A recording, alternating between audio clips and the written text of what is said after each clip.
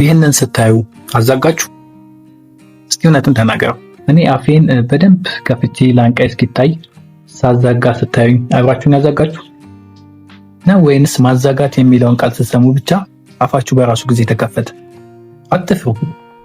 ምክንያቱም አሁንም ቢሆን ይህን ቪዲዮ እያዩ ከሚያዛጉት ብዙ ሰዎች መካከል እርሱ አንዱ ነዎት። ለመሆኑ ሰውነታችን በቀን ውስጥ እስከ 20 ጊዜ ለምን ያዛጋል? አእምሯችን አየር አጥሮት ወይስ አሰልቺ ቦታ ስለተቀመጥን? ከሁሉም በላይ ደግሞ የአንድ ሰው ማዛጋት በሰከንዶች ውስጥ ወደ ሌላኛው የሚተላለፈው ለምንድን ነው?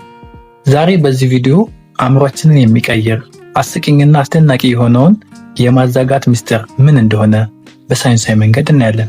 ለቻናሉ ደግሞ አዲስ ከሆናችሁ ሰብስክራይብ በማድረግ የደወል ምልክቱን በመጫን ቤተሰብ ሁኑ። ሀሳብ አስተያየት ካላችሁም ጻፉልኝ። እስከ ቪዲዮ መጨረሻ ደግሞ ተከታተሉኝ።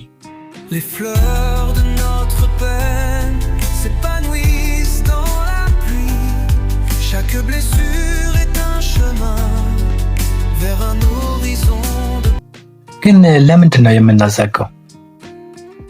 እስኪ በፊት ሲታመን የነበረ አንድ ነገር ልንገራችሁ። በመጀመሪያ ደረጃ ለረጅም ዓመታት ሰዎች ሲያምኑበት የነበረ አንድ ትልቅ ሜዝ ወይንም ተረት ልንለው እንችላለን ነበረ።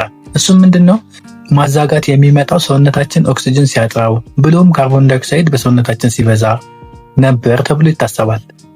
ይሄ ግን በኋላ ዲስፕሩቭ ሆኗል። ሳይንቲስቶች ይህንን ለመፈተሽ ሰዎችን ኦክሲጅን ብቻ ወዳለው ክፍል አቆያቸው፣ ከዛም ተከታተሏቸው። ውጤቱ ምን ይሆን ይመስላችኋል? አሁንም አዛጉ። ስለዚህ ኦክሲጅን ማጣት ምክንያት አልነበረም ማለት ነው። ታዲያ እውነተኛው ምክንያት ምንድን? በቅርብ ጊዜ የተደረጉ የኒውሮ ሳይንስ ጥናቶች እንደሚያሳዩት ማዛጋት የአእምሯችን ኩሊንግ ፋን ወይንም የማቀዝቀዣ ዘዴ እንደሆነ ይታመናል። አእምሯችን በትልቅ ስራ ሲወጠር፣ እንቅልፍ ሲያጥረን ወይንም ሲደክመን የሙቀት መጠኑ ይጨምራል።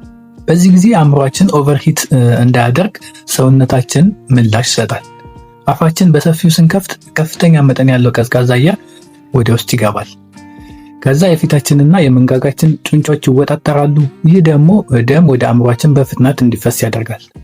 ቀዝቃዛው አየር ደሙን ያቀዘቅዛል። የቀዘቀዘው ደግሞ አእምሯችንን ኩል ያደርግልናል ማለት ነው። ይህንን በምሳሌ እስኪ ላስረዳችሁ። ኮምፒውተራችሁ ወይንም ስልካችሁ ሲሞቅ ፋኑ ይሽከረከራል አይደል? በተመሳሳይ መንገድ ታዲያ ሰውነታችንን አእምሯችንን ለማቀዝቀዝ የሚያሽከረክረው ፋን ማዛጋት ነው ማለት ነው። ስለዚህ ማዛጋት አንዱ ብሬናችንን ኩል የምናደርግበት ቴክኒክ ነው ማለት ነው። ማዛጋት እንደሚተላለፍ ታውቃላችሁ? ማዛጋት ለምን ይተላለፋል? አሁን ደግሞ በጣም ወደ ኢንተረስቲንግ የሆነ ቶፒክ ልውሰዳችሁ። አንድ ሰው ሲያዛጋ ስናይ ወይንም የማዛጋት ድምፅ ስንሰማ ወይንም ደግሞ ስለማዛጋት በጽሁፍ ስናነብ እንኳን አብረን እናዛጋለን። ለምን? ለዚህ ምላሽ የሚሰጡ አእምሯችን ውስጥ የሚገኙ ሚረር ኒውሮን የሚባሉ ህዋሳቶች ናቸው፣ ወይንም የማስታወስ ነርቮች እንላቸዋለን። እነዚህ ነርቮች ሌላ ሰው የሚያደርገውን ነገር እኛም እንደምናደርገው አእምሯችን ያታልሉታል። ለምሳሌ አንድ ሰው ሲስቅ ስታዩ ደስ የሚላችሁ ወይንም ሌላ ሰው ሲጎዳ ስታዩ ደግሞ ሐዘን የሚሰማችሁ በእነዚህ ነርቮች ምክንያት ነው። እናም ማዛጋት ሲተላለፍባችሁ አእምሯችሁ ኢምፓቲ ወይንም የሰውን ስሜት የመጋራትና የመረዳት ብቃት እያሳየ ነው ማለት ነው። እስኪ ሌላ ጥያቄ ልጠይቃችሁ። ከማን ጋር ስትሆኑ የበለጠ በፍጥነት ታዛጋላችሁ? ይህ ደግሞ በጣም ኢንተረስቲንግ የሆነ ነገር ነው። ሳይንቲስቶች ማዛጋት ከማን ጋር በብዛት እንደሚተላለፍ አጥንተዋል። ከቤተሰብ እና ከምትወዱት ሰው ጋር ስትሆኑ የማዛጋት መተላለፍ እድሉ በጣም ከፍተኛ ነው። ምክንያቱም አእምሯችሁ ስለነሱ ያለው የኢምፓቲ መጠን ከፍተኛ ስለሆነ ማለት ነው። ከማታውቁት ሰው ጋር ስትሆኑ የመተላለፍ እድሉ በጣም ዝቅተኛ ነው። ከሚጠላችሁ ጋር ስትሆኑ ደግሞ አእምሯችሁ ከነሱ ጋር መገናኘት ስለማይፈልግ የማዛጋት ምላሽ ጭራሽ ላይሰጥላ ይችላል።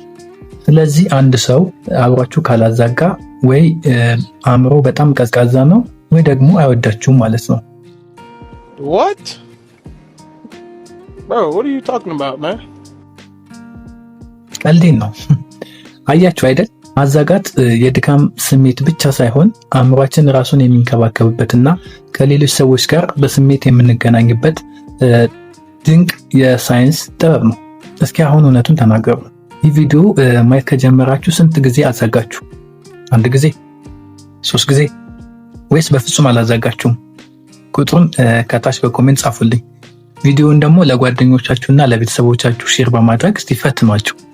እነሱም ካዛጉ አእምሯቸው በጥሩ ሁኔታ እየሰራ ነው ማለት ነው። ቪዲዮ ከተመቻችሁ ላይክ አድርጉት።